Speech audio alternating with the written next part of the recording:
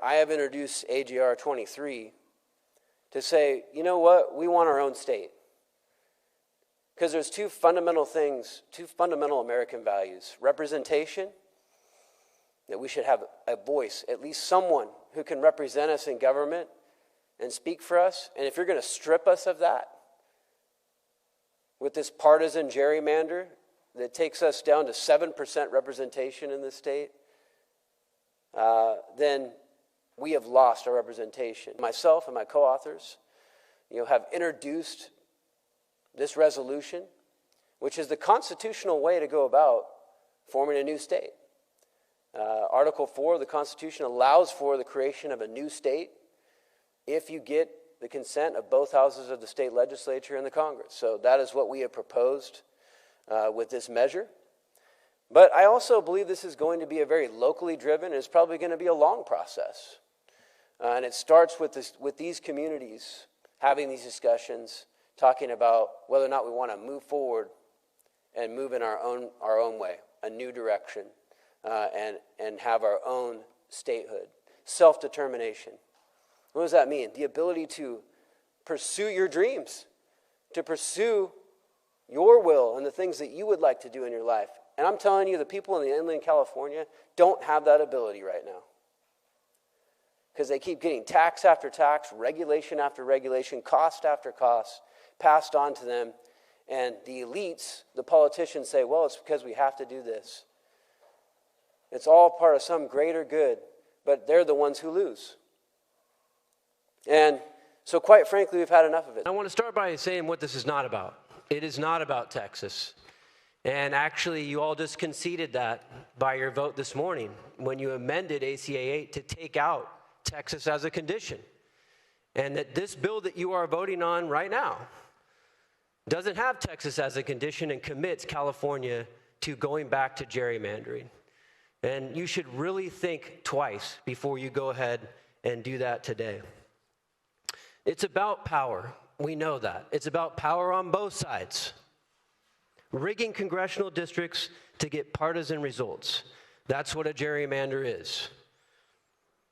Now, the governor says it's about fighting fire with fire. And what I want to submit to you all today is that fighting fire with fire is the problem. It's not the solution. President Trump is fighting fire with fire.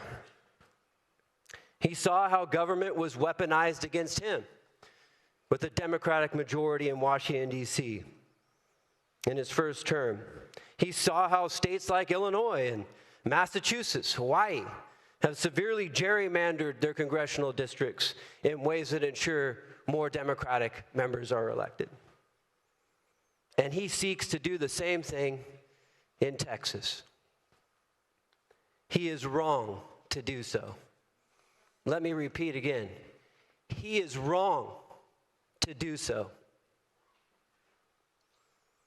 Gavin is fighting fire with fire. So now he's pushing this redistricting plan, this Gavin-mander,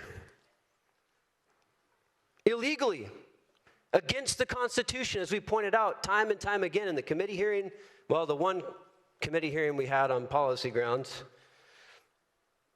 He's violating the Constitution and the clear will of the voters who've already spoken twice. We really don't need to ask them a third time, guys. Twice they told us they want independent redistricting, fair representation. But where does it end? You move forward today, and you have the power to do so. You can do that. And Gavin can move forward. He's a governor. He has the power. Greg Abbott has the power in Texas. You move forward fighting fire with fire, what happens? You burn it all down. And in this case, it affects our most fundamental American principle, representation. Wasn't that the battle cry of our founding forebears? No taxation without representation. But the people's right to representation is exactly what will be sacrificed when we continue down this road. When after you do it, Missouri does it, or Indiana does it, Colorado's talking about doing it. At the end of that, The parties will determine who represents, and the people will be powerless to elect their own representatives. Thank you, Mr. Speaker and colleagues. I rise in strong support of ACA 8. And like at least 2/3 of you in this room, I read the constitutional amendment, which makes it very clear that we are not approving any maps in this body. We are giving the voters the decision, something that isn't happening in Texas. And even doing that was something we had to debate fiercely. California's responsibility to Californians and Californians' responsibility to this country. We didn't want to be in this situation. The authoritarian in the White House put us in this situation when he used House Republicans in Texas to disenfranchise vulnerable people. After those maps in Texas are approved, a Latino voice in Texas is worth 1/3 of the representation as a white voice. A black voter in Texas is worth 1/5 of the representation of a white voter in Texas. I didn't say 3/5. There was no compromise. I said 1/5. That is the kind of gerrymandering, that is the kind of theft that they are perpetuating.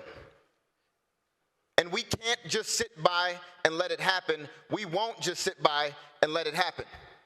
But that doesn't mean we lose ourselves. That's why when I was chair of the Elections Committee, I authored an update to the Fair Maps Act that prevented incumbency from being a consideration in map drawing, and every single Republican on this floor voted against it. That's why I authored legislation calling for independent redistricting commissions on school boards and counties and special districts all throughout the state, and every Republican in this House voted against it. How convenient to switch your tone when you are now on the line. When we are stepping up and speaking the way Californians deserve for us to stand up and fight, because we are tired of being the punching bag of this country. When we freely give, when North Carolina is on fire, we show up. When a hurricane hits Florida, we show up. When Texas is flooding, we show up. We don't wait for Canada and Mexico to show up first like Texas did supporting Los Angeles this year. We come immediately.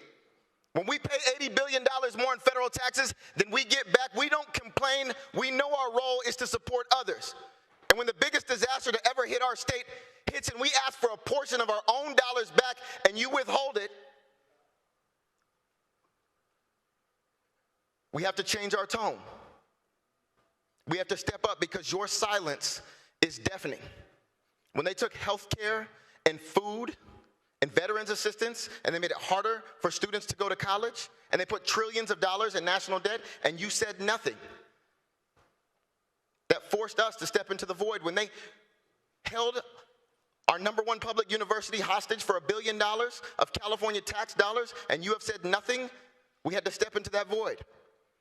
You talk about fighting fire with fire and how we shouldn't do that, while simultaneously a member of your own caucus just yesterday asked the Department of Justice and Pam Biondi to investigate us criminally. I took that personally, that you didn't say anything. We are not just going to sit by and let our democracy crumble. Here in California, we're standing on business, and I respectfully ask for your aye vote.